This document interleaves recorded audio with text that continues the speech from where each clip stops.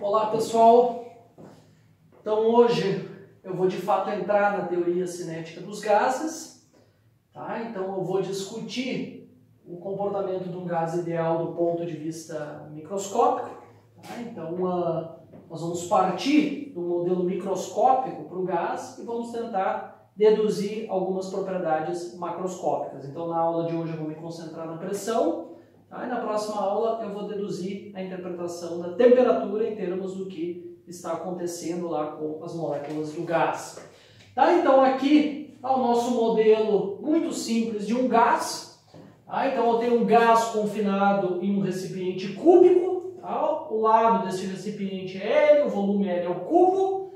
Eu vou assumir que eu tenho N partículas no interior desse recipiente, então meu gás tem N partículas, podem ser moléculas ou átomos. Cada partícula tem uma massa que eu chamei de N minúscula, então isso aqui é a massa de uma molécula do gás, tá? Então esse número depende da substância que eu tenho aí dentro. Se eu tiver nitrogênio, eu tenho uma massa molecular, se eu tiver oxigênio, as moléculas têm outra massa e assim por diante. Tá? Então esse gás está a uma pressão P, é uma temperatura T, sistema completamente isolado, está em equilíbrio térmico. Certo?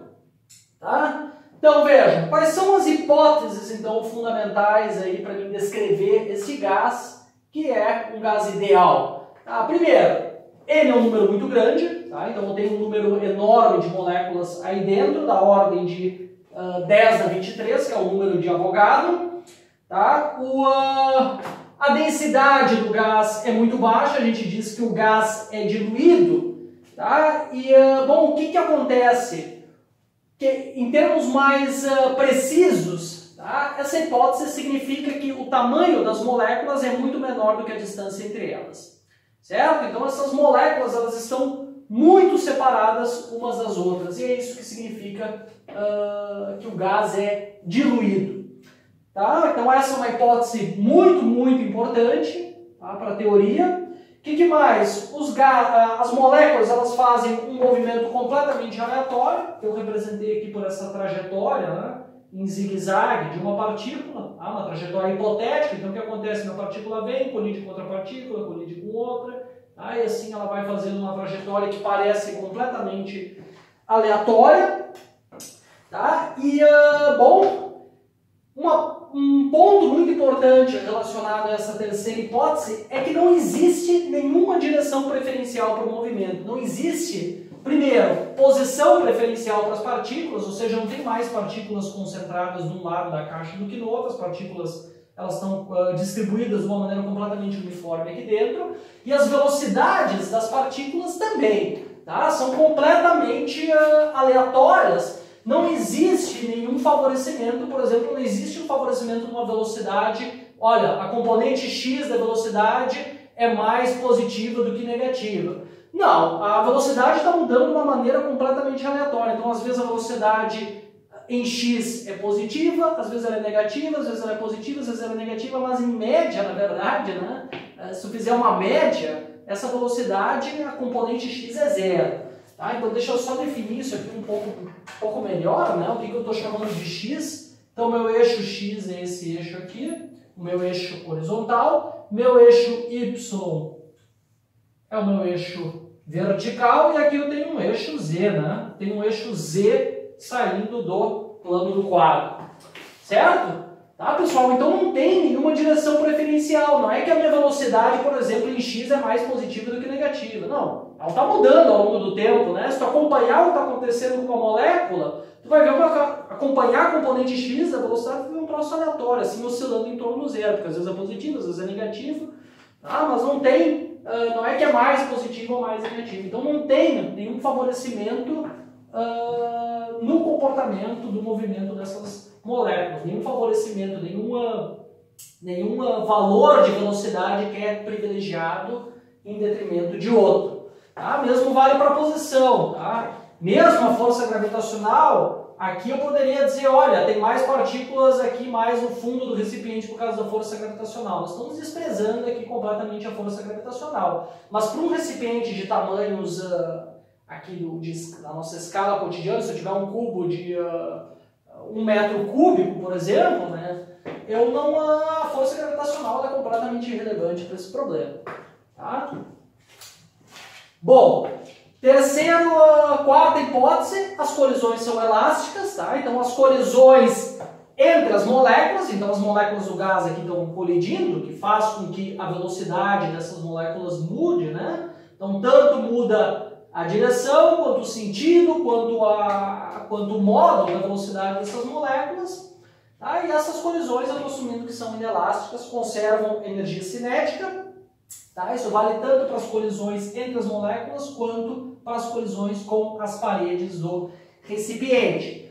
Tá? Veja, pessoal, essa é uma aproximação, tá, para o que está acontecendo na realidade. Na verdade, as colisões são inelásticas, mas assumir que as colisões são inelásticas aqui para esse problema só complica a dedução, tá? E o resultado final não muda, tá? Porque, em média, tá, as colisões elas são elásticas. Então, veja, tem um monte de molécula lá dentro do gás. Enquanto uma molécula aqui perdeu energia numa colisão, alguma outra molécula do outro lado ganhou energia na colisão. Então, eu posso tomar a minha energia como sendo, as minhas colisões como sendo, em média, elásticas. Então nós vamos tomar que as colisões são elásticas, conservam energia cinética e ponto final. Tá? E por último, o gás, tá? As moléculas do gás, elas não interagem. Tá? Não existe uma força de interação coulombiana entre as moléculas. Vejam, vocês vão ver na física 3 que cargas interagem através de uma força de Coulomb. E essa força de Coulomb, ela diminui, ela é proporcional a 1 sobre a distância entre as partículas ao quadrado, assim como a força gravitacional. A expressão matemática para a força é exatamente a mesma do que a expressão para a força gravitacional, troca só as massas pelas cargas. Então, se a distância entre as partículas é grande em comparação com o tamanho dessas partículas, que é o caso aqui para um gás diluído, essa força coulombiana vai ser muito fraca. Então, num gás ideal, a gente simplesmente negligencia completamente as interações entre as moléculas, as interações coulombianas entre as moléculas. Então, essas moléculas elas só interagem no momento em que elas colidem. Tudo tem uma interação por um intervalo muito curto de tempo e depois cada molécula vai para o seu lado e assim continua aí essa dinâmica completamente aleatória das moléculas do interior do recipiente. Tá certo? Essas hipóteses aqui são muito importantes, né? Colisões elásticas e sem inter... Bom, todas as hipóteses aqui são importantes. Essa aqui, que obviamente é satisfeita porque eu tenho um monte de moléculas no interior do gás. Essa aqui a gente consegue controlar experimentalmente, né? Isso aqui também vale. Essas duas hipóteses aqui são de fato as duas hipóteses teóricas mais importantes. Jogar fora as interações e assumir que as colisões são elásticas. Certo? Esse aí, então, isso aí é o que define um gás ideal, um modelo teórico para um gás ideal, do ponto de vista microscópico. O que a gente quer fazer agora na aula de hoje? Eu quero, a partir de uma descrição microscópica, tentar obter uma fórmula matemática para pressão. Eu quero conectar, eu quero tentar entender o que significa em termos microscópicos a pressão. Vejam. A pressão aqui no interior desse gás, ela é a mesma em qualquer ponto. Então, se eu botar aqui um detector, né, tem uma certa superfície, eu posso botar um detector aqui em qualquer direção, em qualquer parte no interior desse recipiente que eu vou medir a mesma pressão. Então, nós vamos calcular a pressão em uma parede. Então, tanto a pressão, como a pressão aqui em qualquer ponto é a mesma, isso vocês devem ter visto na parte de fluidos, vocês viram isso em fluidos? Então, vou calcular a pressão aqui na parede, vou calcular a pressão total na parede do meu recipiente. Esse é o nosso objetivo. Então, como a pressão é a mesma, eu posso escolher onde eu vou calcular a pressão. Vou calcular a pressão, tenho que escolher uma área, né? Vou calcular a pressão em uma das paredes do meu recipiente. Então, veja, se espera, né, que a pressão tem alguma coisa a ver com as colisões das moléculas com a parede. Porque quando uma molécula vai lá e colide com a parede, ela faz uma forcinha na parede. Eu tenho um monte de molécula colidindo com a parede. Bom, o efeito líquido, né, a força total que essas moléculas fazem na parede, tem que estar relacionada com a pressão. Bom, então vamos começar vendo o que acontece quando eu tenho a colisão. Tá? Vamos calcular qual é o momento transferido para a parede quando eu tenho uma única colisão, quando uma partícula colide. Tá? Então está aqui minha parede, estou olhando agora de lado, né? Eu tenho um recipiente cúbico, estou olhando para uma parede assim, estou olhando de lado agora isso aqui. Então isso aqui tem, por enquanto é irrelevante, mas isso aqui tem tamanho L, né? Então o que acontece? Imagina que eu tenho uma molécula, vamos olhar só para uma molécula. Está vindo aqui com uma certa velocidade V. Então ela vem aqui na parede, puf, bate e sai com, depois da colisão, com uma velocidade que eu chamei de V'. Então isso aqui é antes da colisão, isso aqui é depois da colisão. Certo? Vamos olhar só para a variação. Então está aqui o meu eixo X, meu eixo horizontal X. Vamos olhar para a variação do momento. Qual é a variação do momento linear desta partícula ao longo do eixo X? Variação com relação a quê? Bom, eu quero saber é o momento depois da colisão menos o momento antes da colisão. Então, eu vou ter o seguinte, mvx', essa aqui é a componente x da velocidade depois da colisão, então esse é o momento linear depois da colisão, menos o momento linear antes da colisão. Certo? Como eu estou assumindo que a colisão é elástica, isso vocês podem demonstrar usando, não vou fazer aqui porque isso aqui é física 1, vocês podem demonstrar usando lá as equações para as velocidades, no caso, pega duas partículas e usa as equações para as velocidades da física 1, quando essas duas partículas colidem, vocês podem mostrar que se uma partícula tiver massa muito grande, que é o caso aqui da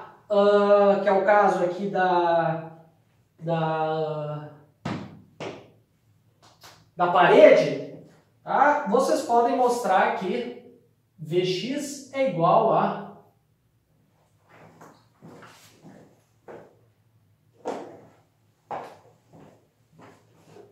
vocês podem mostrar que Vx é igual a menos Vx'. Então vocês podem mostrar isso aqui, Vx igual a menos Vx'. Isso sai do fato de que a colisão é elástica. Substituindo isso aqui dentro, a gente obtém que ΔPx é igual a menos 2mVx. Certo? Bom, então esta é a variação do momento ao longo da direção x, quando uma única partícula colide com a parede. Eu vou estar interessado no módulo dessa variação de momento. Então, o módulo da variação de momento, simplesmente eu elimino esse sinal, a massa é positiva, eu tenho o módulo da velocidade em x. Tá claro, pessoal? Vejam que se eu dividir isso aqui pelo tempo de colisão, pelo tempo que durou a colisão, que é um tempo muito pequeno, isso aqui é basicamente a derivada, a taxa de variação do momento em relação ao tempo, que é a força que uma única partícula, a força na direção x que uma única partícula transfere para a parede. Tá claro? Então isso aqui já é basicamente a força que uma única partícula faz da parede ao longo da direção x. Qual é o problema? Eu não tenho uma única partícula colidindo com a parede. Eu tenho um número enorme de partículas colidindo com a parede e essas partículas colidem com diferentes velocidades, porque as velocidades das partículas estão mudando. A energia cinética se conserva, porque as minhas colisões são elásticas, mas as energias de cada partícula podem mudar. A energia do sistema se conserva, mas a energia cinética se conserva numa colisão elástica, mas as energias cinéticas de cada partícula podem mudar. Então eu tenho aqui uma variedade enorme de velocidades dentro dessa caixa. E as partículas colidem com diferentes velocidades na parede do recipiente. E é isso que a gente tem que tentar estimar. Tá claro? Tem que tentar estimar o número de partículas que colidem na parede do recipiente com uma certa velocidade. É isso que a gente vai tentar fazer aqui. Vai tentar não, vai fazer. Bom,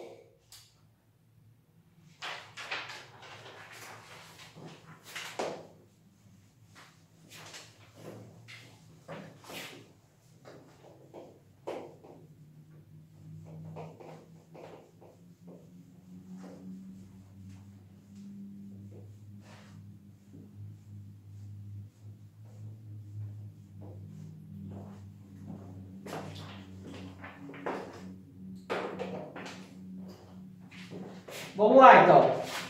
Eu vou fazer a seguinte simplificação do problema, tá? Então, imagina o seguinte, imagina que eu tiro uma foto, tá? Imagina que num certo instante de tempo eu tiro uma foto e consigo congelar todas as minhas moléculas do gás e ver como é que são os vetores de velocidade de cada uma das moléculas. Por enquanto, nós só vamos estar interessados no que acontece na direção x. Então, imagina que eu tiro essa foto e olho para todas as componentes horizontais das velocidades de todas as moléculas. Tá? Eu vou ver um número enorme de componentes diferentes. Vão ter, sei lá, 20 moléculas com uma velocidade aproximadamente de, sei lá, 200 metros por segundo. Depois eu vou ter moléculas mais lentas, a 100 metros por segundo. Depois eu vou ter 100 mil moléculas a 150 metros por segundo. Ou seja, eu estou dando números aqui completamente arbitrários, tá? Mas o que eu quero dizer, eu tenho um número enorme de moléculas com uma certa velocidade, outro número enorme de moléculas com outro valor de velocidade, outro número enorme de moléculas com um terceiro valor de velocidade e assim por diante. Então vejam, eu vou fatiar as minhas velocidades em certos valores discretos. Tá? Ou seja, imagina que eu vou definir agora os valores possíveis, imagina que eu tenho certos valores possíveis de velocidade dentro da caixa. Tá? Para o módulo, tá? Eu estou interessado no módulo com que as partículas, o módulo da velocidade x com que as partículas colidem. Então imagina que eu tenho o seguinte, V1x, V módulo de V2x, módulo de V3x e assim por diante até módulo de Vmx. O que é isso aqui? Veja, pessoal, eu inventei isso aqui como sendo os possíveis valores para o módulo da velocidade de uma única partícula ao longo da direção x. Tá? M aqui é um número muito grande. Tá? M é um número muito grande, porque obviamente eu tenho uma variedade enorme de velocidades dentro da caixa. Tá? Notem que isso aqui é uma simplificação, porque a velocidade é uma variável contínua. Né? Não tem como eu especificar, olha, eu tenho 10 partículas com velocidade de 20 metros por segundo. Isso não faz sentido, porque a velocidade é uma variável contínua. Mas essa é uma boa descrição, digamos assim, ela pode funcionar bem, na verdade ela funciona bem, se M for um número muito grande, o que significa que eu estou pegando um espectro muito grande de possíveis velocidades. Tá certo? Então, sei lá, isso aqui pode ser, ó, isso aqui é 1 metro por segundo, isso aqui é 1,001 metro por segundo, isso aqui é 1,002 metros por segundo e assim por diante. M é, sei lá, 80 milhões. Então, peguei vários valores de velocidade e defini, olha, esses são os possíveis valores de velocidade, por módulo da velocidade ao longo de x, que uma única molécula pode ter dentro da caixa. Tá? E agora eu vou definir Ni, um N desenhado I, como sendo que Ni vai ser o número total de partículas. Eu vou escrever essas coisas, tá? Porque tem que ficar bem definido, senão a gente se perde mais adiante. Número total de partículas com velocidade Vix. Tá? Então, Ni, eu estou definindo isso, me dá lá o número total de partículas com uma certa velocidade Vix, módulo, dentro da caixa. Tá? Então, eu posso definir agora também uma densidade. A densidade de partículas com velocidade Vx dentro da caixa vai ser o quê? O número de partículas com essa velocidade dividido pelo volume total da caixa. Tá claro? Tá? Então, isso me dá a densidade de partículas com uma certa velocidade dentro da caixa. Uma certa velocidade módulo Vx dentro da caixa. Estou só olhando de novo para a componente x, tá? Veja, pessoal, então o que acontece? Digamos que eu tiro essa foto da caixa. Tá? E agora eu começo a separar as moléculas de acordo com a velocidade que elas têm e conto. Tá? Eu conto. Olha, eu tenho tantas moléculas com velocidade V1x, tantas moléculas, vou ter N2 moléculas com velocidade V2x e assim por diante. Eu consigo contar todas as moléculas. Obviamente, se eu somar isso aqui, né? Se eu somar I igual a 1 até m, tá? Cuidado que isso aqui vai de I igual a 1 até m, porque eu tenho m possíveis valores de velocidade. Então, se eu somar isso aqui, eu obtenho, obviamente, o número total de moléculas dentro da minha caixa. Tá? Porque daí eu peguei todas as velocidades e vi quantas moléculas eu tenho com cada uma das velocidades e somei todo mundo. Eu obtenho o número total de moléculas. Certo? Então, isso aí foi só uma definição, tá? Só algumas definições que eu introduzi. Vamos usar isso aí agora para tentar estimar o número de moléculas que colidem com uma parede. Tá? Imagina que, seguindo essa ideia de tirar uma foto do sistema, tá? Que em geral é uma ideia assim, para visualizar o que está acontecendo bastante útil. Imagina que eu tiro uma foto agora do sistema e olho lá o que está acontecendo perto de uma parede, do meu recipiente. Tá? Então eu vou ver uma coisa mais ou menos assim. Tá aqui a minha parede. Tá? A minha parede, de novo, pessoal, isso aqui é uma vista lateral, tá? Isso aqui é uma coisa assim, né? Eu estou olhando daqui, né? A minha parede. Isso aqui tem comprimento, né? Isso aqui é um lado da caixa, né? Então tem tamanho L. Tá? O que acontece? Eu vou ter várias partículas perto da minha... Vou ter um número enorme de partículas aqui perto da minha parede. E todas, tá? Eu estou interessado em quê para começar? Eu estou interessado só... Tá? Vou desenhar aqui só as partículas que têm essa velocidade V1x.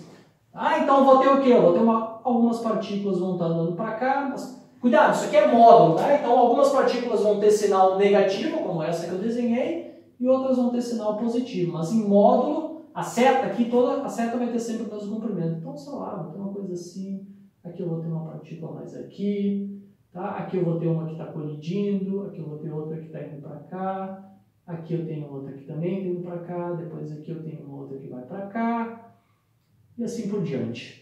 Tá? Mas eu vou ver uma infinidade de partículas, algumas indo para um lado, outras indo para o outro. Né? Mas todas, tá? Claro, eu tenho todas as velocidades possíveis aqui perto da parede. Tá? Mas eu estou analisando só, tá? Para começar eu vou analisar só uma velocidade. Por isso que as setas são todas, estou analisando só uma espécie, digamos assim, um valor possível de velocidade, porque eu quero tentar calcular a força que as partículas com essa velocidade específica, a força que elas fazem quando colidem com a caixa. Certo? Agora, para um certo ΔT fixo, imagina que eu espero agora, tá? Eu tiro essa foto e eu espero um certo ΔT fixo, tá? Muito pequeno, tá? 0,00001 segundo. Tá? Mas vamos imaginar que eu escolho um intervalo de tempo fixo. Ora, nem todas as partículas, tá? Então imagina que eu analiso o que está acontecendo para um ΔT fixo. Nem todas as partículas aqui vão colidir nem todas as partículas vão colidir com a parede. Só as que estiverem suficientemente próximas da minha parede vão conseguir colidir. Tá claro? Se o meu ΔT for muito grande, mais partículas para aquele intervalo de tempo, se eu pegar 3 segundos e contar quantas partículas colidiram, bom, uma partícula que está aqui longe, que está indo para cá, se ela não colidir com nenhuma outra, ela vai bater na parede. Agora, quanto menor o meu ΔT, menor o número de partículas que vai colidir com a parede. Então, vou ter aqui uma certa distância, né? Eu posso definir uma certa distância máxima em relação à parede. Tá? Então, veja, vou definir essa distância aqui. Tá? Vou definir essa distância máxima em relação à parede e eu chamei ela de ΔX1. Tá? Porque eu estou analisando aqui as partículas com velocidade de módulo Vx1. Veja, então o que acontece? Essa distância aqui, quem tiver à direita, tá? Quem tiver à direita, tá? Para um ΔT fixo, vai colidir com a parede. Quem tiver à esquerda, tá? Mesmo que estiver andando para lá, tá? Mesmo que estiver andando para a direita, não vai colidir, não vai dar tempo de colidir com a parede. Tá certo? Então, essa é a distância máxima em relação à parede, tal que, se as partículas estiverem aqui dentro, elas vão colidir com a parede. Tá? Então, veja, mesmo que eu tiver aqui no desenho, todas que estão, tem várias andando para a esquerda, né? Mas se eu tiver essa partícula aqui, por exemplo, tá? Todas têm a mesma velocidade, essa aqui não vai colidir.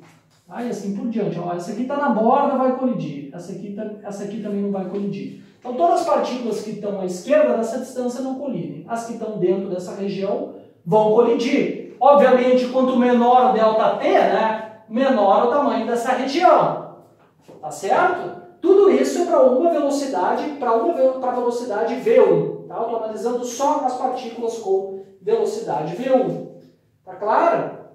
Então, qual é a relação entre ΔX, o módulo, né? Isso aqui, ΔX, eu estou interessado no módulo aqui nessa distância, né? Tá? Bota aqui um módulo, né?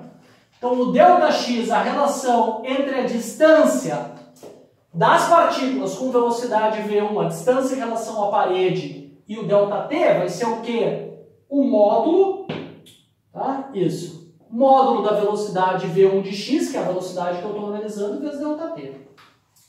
Tá? ΔX dividido por ΔT tem que ser igual à velocidade das partículas. Então, veja, quanto menor o ΔT, menor o ΔX. Isso aqui é fixo, né? Porque eu estou analisando uma velocidade, estou fixando essa velocidade olhando só as partículas com essa velocidade V1 de x. Tá certo? Tá? Então, o número de partículas, agora eu posso então estimar o número de partículas que com velocidade V1 que colidem com a parede. Tá? Vou introduzir agora uma outra definição. Então, isso aqui é a densidade de partículas no interior da caixa com velocidade I. N1, então, é a densidade de partículas com velocidade V1. Agora eu vou introduzir um segundo N, que vai ser esse N aqui. E isso sim agora é o número de partículas, vejam, número de partículas que colidem com a parede, no intervalo ΔT, tá? Porque isso aqui vale para um intervalo ΔT fixo, tá certo? E colidem com a parede no intervalo ΔT, e claro, e com velocidade V1 de x, de módulo V1 de x. Tá certo? Então isso aqui simplesmente conta quantas partículas vão colidir com a parede no intervalo ΔT. Quanto é que vai valer esse número? Veja, esse número é simplesmente o número de partículas no interior desse volume aqui, porque são essas aqui que vão colidir para esse intervalo de tempo. Tá? Quanto é que vai valer quanto é que vale o número de partículas que está aqui dentro? Bom, é igual a densidade de partículas com esta velocidade específica. Tá? Então é igual a N1, que é a densidade de partículas com velocidade V1, vezes o quê? Vezes o volume. Então isso aqui é número de partículas por volume, então tem que só multiplicar a densidade aqui, que é o número de partículas com velocidade V1, vezes o volume dessa região. Quanto é que vale o volume dessa região? Vale isso aqui, ΔX1, vezes L ao quadrado. Tá certo? Porque, vejam, L1 é isso aqui, tá? Cuidado, eu estou olhando de lado a caixa, então eu tenho essa dimensão aqui, tá? Eu tenho essa dimensão aqui e tenho tá? As duas são iguais, né? Eu tenho L para cá e L para cá, né? Eu tenho esse retângulo aqui, ó, paralelepípedo, né? Um dos lados igual a ΔX1, os outros dois lados igual a L. Tá? Então, o volume da região, né? A minha parede aqui ela tem uma área L ao quadrado. Né? Então o volume da região vai ser ΔX1 vezes L ao quadrado vezes a densidade de partículas com velocidade V1. E tudo isso dividido por 2. Por que dividido por 2?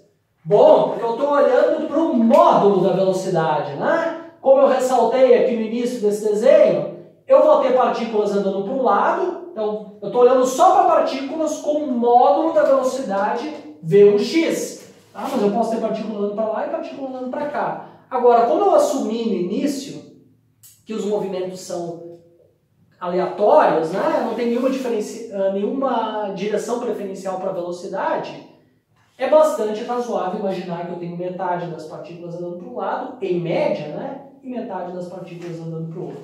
Por isso que eu pego o volume total, que me conta, eu tenho o número total de partículas no interior deste volume e divido por 2. Tá certo? Então essa é uma estimativa pro número de partículas com velocidade V1 que vai colidir com a parede no intervalo de tempo muito pequeno, ΔT. Faltou dizer aqui ainda que o ΔT é muito menor que 1. Né? Esse intervalo de tempo tem que ser muito pequeno, tá? Para que eu garanta que as partículas estão suficientemente perto da parede e não vão colidir umas com as outras. Tá? Então todas as partículas que estão aqui dentro, elas vão colidir direto com a parede e não vai ter nenhuma colisão com nenhuma outra partícula. Ora, isso aqui eu fiz para as partículas com velocidade V1. Eu poderia fazer isso aqui também para as partículas com velocidade V2, com velocidade V3. E assim por diante. O argumento não muda, né? O raciocínio é exatamente o mesmo. Então, o número de partículas com velocidade VI de x em módulo vai ser o quê? Densidade de partículas com velocidade VI, ΔXI, L ao quadrado, dividido por 2. Tá certo? Isso aqui é uma estimativa para o número de partículas com qualquer uma dessas velocidades que colidem com a parede. E aqui varre todos os valores possíveis de velocidade. I igual a 1 até L. Tá certo? Bom, agora as coisas elas começam a se encaminhar. Porque eu consigo calcular o momento total que essas partículas transferem para a parede. Como é que vai ser o momento total, o momento linear total que essas partículas com velocidade VI qualquer transferem para a parede? Então, o momento total transferido para a parede no intervalo de tempo. O momento linear, né, eu estou falando. Lembrando que eu quero calcular a força total. O momento total, que eu vou chamar de PI, a não confundir com a pressão, atenção. Então, o momento total que as partículas com velocidade VI transferem é o número total de partículas vezes o momento de uma partícula. Vai ser o que, então?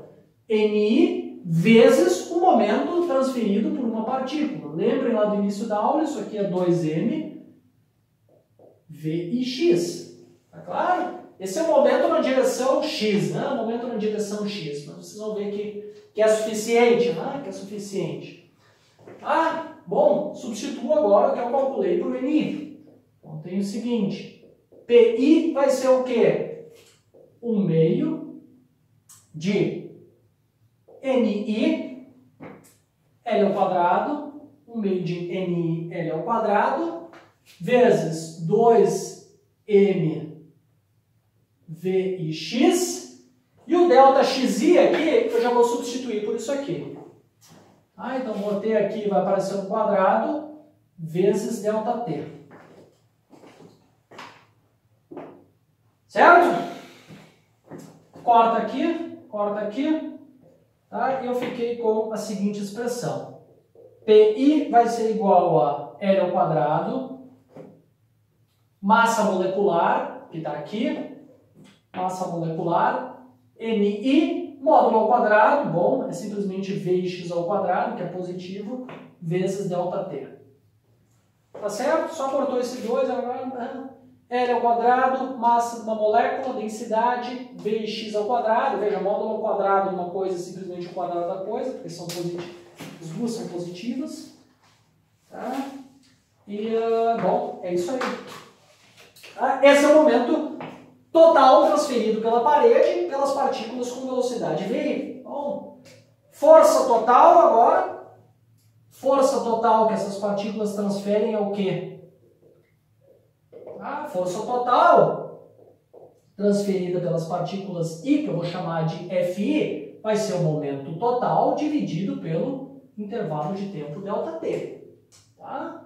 Que me dá uma estimativa pro tempo de colisão dessas partículas. Então, isso aqui dividido por ΔT vai ser igual ao quê? L ao quadrado, M, NI, VX ao quadrado. Certo? E eu vou escrever isso aqui ainda como, lembrem que isso aqui é NI dividido pelo volume. Então, eu vou ter FI, vai ser o quê? L ao quadrado, M dividido pelo volume, NI, aquele N desenhado, VX ao quadrado. Certo? Tá? Então isso aqui é densidade de partículas com velocidade VI no interior da caixa, tá? Que é número, lembra lá do início da aula, número de partículas com velocidade I dividido pelo volume. Certo? Obtive essa expressão que vale para as partículas com velocidade de módulo Vx. O que eu tenho que fazer para achar a força total? Tá? Das partículas que colhi. Isso aqui é a força transferida pelas partículas com velocidade VI num certo intervalo de tempo muito pequeno. Transferido a força para essas partículas devido à colisão delas com a parede. Então eu tenho que simplesmente, para mim obter a força total agora de todas as partículas, porque isso aqui se refere só a partículas com uma velocidade específica, eu tenho que somar sobre todos os valores de velocidade. Então a força total transferida para a parede por todas as partículas, com todo o espectro de velocidades possíveis, L ao quadrado, mv, soma I igual a 1 até m, que é todos os valores possíveis de velocidade, v e x ao quadrado. Certo? Obtive essa expressão aí. Agora a gente tem que interpretar isso aqui. O que é isso aqui?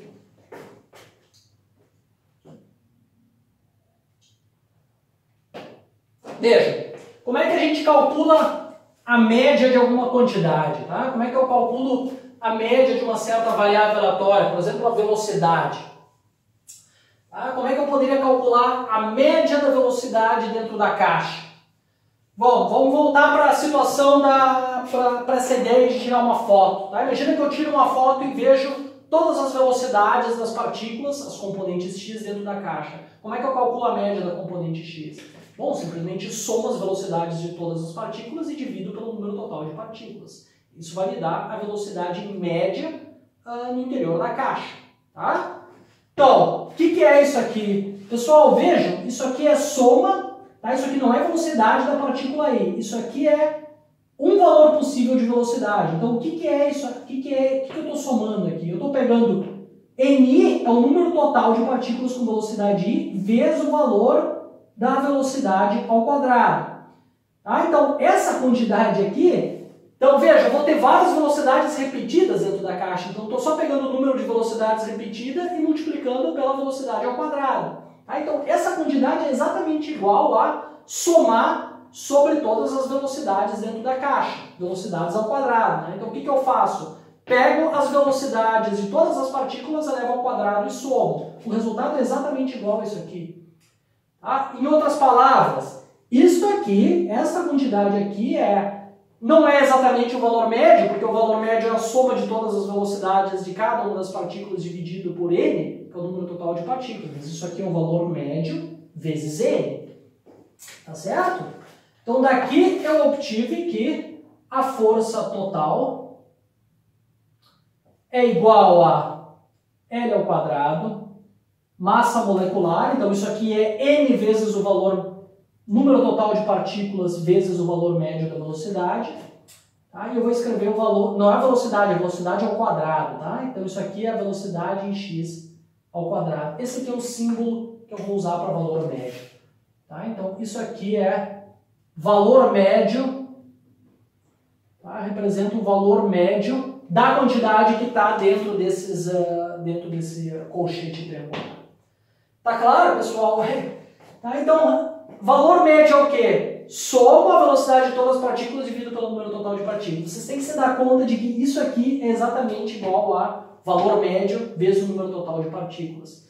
Tá? Porque eu estou pegando simplesmente as partículas com... Isso aqui me dá o número de partículas com velocidade repetida e estou multiplicando pelo valor da velocidade que se repete para várias partículas. Bom, mas isso é o mesmo do que somar todas as velocidades dessa classe de partículas. Tá? Eu espero que isso não esteja muito confuso. Tá? Então eu obtive aí uma expressão interessante para força média. Desculpa, força média não. Força total em uma das paredes da caixa em termos de uma média da velocidade elevada ao quadrado ao longo da direção x. Tá? Eu ainda não estou satisfeito porque eu não quero uma expressão em termos só de Vx. Vejam, eu não tenho nenhuma direção preferencial no meu movimento, então eu espero que a seguinte relação seja satisfeita. A média a média de Vx ao quadrado tem que ser igual à média de Vy ao quadrado, e isso tem que ser igual à média de Vz ao quadrado. Tá? Porque, vejam, de novo, eu não tenho nenhuma direção preferencial, então não tem por que a partícula se movimentar mais numa direção do que outra, por exemplo. O movimento em todas as direções ele tem as mesmas propriedades estatísticas. Então essas três médias têm que ser igual. O módulo ao quadrado da velocidade é o quê? Vx ao quadrado mais Vy ao quadrado mais Vz ao quadrado. Esse é o módulo da velocidade, não é? Módulo ao quadrado. A média, tá? Então essa é uma propriedade geral, né? De média de variáveis aleatórias. Se eu tenho uma variável que é a soma de outras, e eu tomo a média dela, isso é simplesmente a soma das médias. Então a média de V quadrado é igual à média desse cara, mais a média desse, mais a média desse. Mas as médias são iguais. Então, isso aqui é igual a 3 vezes a média de Vx ao quadrado. Bom, agora sim, tá? Agora eu substituo isso aqui dentro e escrevo a força total em termos da média de V ao quadrado, obtendo, então, a minha expressão final para... Tá? Então, isso aqui vai aqui dentro e obtenho a minha expressão total para a força total em uma das paredes. Tá? A força total ela vai ser igual a L ao quadrado, massa molecular, número total de partículas dividido por 3V. Tá? Então isso aqui é simplesmente média de V quadrado dividido por 3, e isso aqui vezes V ao quadrado. Certo?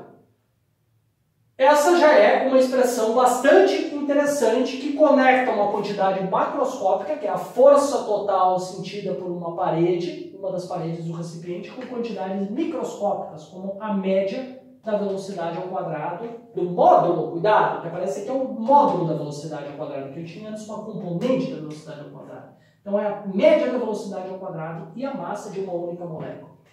Mas eu falei que no início da aula que a gente iria deduzir uma expressão para pressão. Tá? A pressão P, não confundir com o momento linear das partículas com velocidade v. A pressão P em uma parede vai ser o quê? A força total na parede dividido pela área da parede. Então a única coisa que eu tenho é dividir isso aqui por L ao quadrado e eu obtenho a minha expressão para pressão, que é simplesmente o quê? Massa vezes número total de moléculas dividido por 3V média de V quadrado. Tá? E esse aqui é um dos resultados principais da aula, porque a gente vê que a pressão, a origem da pressão, ela vem das colisões das moléculas com as paredes do recipiente, e essa expressão ela conecta uma quantidade macroscópica, que eu consigo medir lá no laboratório, com uma quantidade microscópica, que é muito mais difícil de medir, que é a média da velocidade ao quadrado, do módulo da velocidade ao quadrado de uma molécula. Então, essa quantidade é microscópica, essa quantidade é macroscópica, essa quantidade também é microscópica. Tá? Então, a pressão ela depende da massa das moléculas individuais e da média da velocidade ao quadrado. Tá? Então, é uma relação que conecta diretamente os mundos microscópicos, o que está acontecendo a nível molecular, com o mundo macroscópico, as variáveis aí que a gente está mais acostumado no nosso cotidiano. Tá? Deixa eu só reescrever ainda para encerrar a aula. Tá? Então, esse é o objetivo dessa aula de hoje, era derivar, deduzir essa expressão, né? Deixa eu só escrever essa expressão de uma outra maneira que é também bastante conveniente. Eu vou introduzir a massa molar. Tá? A massa molar de uma substância é a massa de 1 mol dessa substância. Tá? Então, o que é a massa molar? Eu vou usar o símbolo mmol. Vai ser o quê? A massa de uma única molécula vezes o número de Avogadro. Tá certo? Então, a massa molar é a massa de uma molécula vezes o número de Avogadro. Então, isso aqui depende, essa quantidade depende da substância. Né? A massa molar do nitrogênio é diferente da massa molar do oxigênio, porque as massas moleculares são diferentes. Tá certo? No SI, a massa molar Ah, então, unidade de massa molar aqui no SI é o quê? Isso aqui é quilograma por mol. Tá? Bom, vamos reescrever nossa pressão agora em termos da massa molar. Por que eu estou fazendo isso? Porque eu quero tentar eliminar o máximo possível as variáveis microscópicas aqui, né? Isso aqui eu quero tentar escrever em termos de variáveis macroscópicas como a massa molar, né? A massa molar ela é mais amigável para ir ao laboratório e fazer um experimento, né? Porque a gente conhece qual é a massa molar do nitrogênio, qual é a massa molar do oxigênio e assim por diante. Tá? Isso é muito melhor do que, por exemplo, eu precisar medir qual é a massa de uma única molécula de oxigênio. Tá? Então, como é que fica isso aí? Ah, eu vou substituir ali dentro, então eu tenho que a pressão agora vai ser N igual massa molar dividido por Na. Então eu vou ter massa molar vezes número de partículas, embaixo vai aparecer 3 vezes o volume, tá? Vezes o número de Avogadro e vezes V ao quadrado. Mas vejam, N dividido por Na é o número de mols, tá certo? A gente viu na última aula que N, tá? O número total de partículas é o número de mols vezes o número de Avogadro, então N dividido por Na é simplesmente o número de mols, e eu obtenho então que a pressão é igual a número de mols, massa molar, dividido por 3 vezes o volume, vezes V ao quadrado, média de V ao quadrado. Tá certo? Agora sim, vejam, eu eliminei a massa molecular, eu obtenho que a pressão está diretamente conectada somente a essa quantidade microscópica, número de mols, tá, da substância eu consigo medir no laboratório fácil, massa molar eu também consigo, é conhecido para várias substâncias, V é o volume do recipiente. Veja, eu consigo escrever a seguinte expressão, né, que é bastante interessante. Posso isolar a média do V ao quadrado e escrever isso aqui como 3PV dividido por N vezes a massa molar. Tá? Só isolei a média do V ao quadrado. Passei isso aqui para cá, isso aqui para cá, eu tiro essa relação. Tá? Então, isso aqui é uma relação, é um resultado fantástico, porque veja, isso aqui tudo eu consigo medir facilmente no laboratório. Eu consigo medir a pressão, eu consigo medir o volume do meu recipiente, número de mols eu consigo medir, massa molar das substâncias eu conheço. Então vejam, medindo quantidades macroscópicas eu consigo ter informação sobre o que está acontecendo com uma molécula no interior do gás. Tá? Então esse é um resultado realmente interessante que conecta quantidades macroscópicas com o que está acontecendo a nível microscópico. Tá certo? Então eu consigo obter informação acerca da rapidez com que uma molécula do gás está se movendo, medindo quantidades ali que são possíveis de medir em qualquer laboratório de química. Tá claro, pessoal? Então esse aqui, tá? Esse aqui é o nosso resultado principal da aula de hoje. Tá? Então a pressão de um gás ela está diretamente ligada à massa molecular, tá? Ou se vocês quiserem a massa molar da substância, e depende, né, em termos microscópicos, da rapidez com que as moléculas se movem, né? A rapidez média dessas moléculas no interior do gás. Na próxima aula agora, tá? Agora não, na próxima aula eu vou mostrar como a temperatura está relacionada também com a velocidade, com a média do quadrado da velocidade, e a gente vai obter então a interpretação microscópica da temperatura de um gás. Certo? Até a próxima.